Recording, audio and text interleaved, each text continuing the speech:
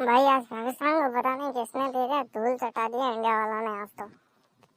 हाँ भाई, सच में पाकिस्तान वाले ऐसे हारे हैं जैसे कोई मोजे में खड़े जूते की तरह बाहर निकाल के फेंका किसी ने। भाई मेरे को पता ही था कि पाकिस्तान हारेगी, सबसे पहले ही पता चल जाता है मेरे को तो।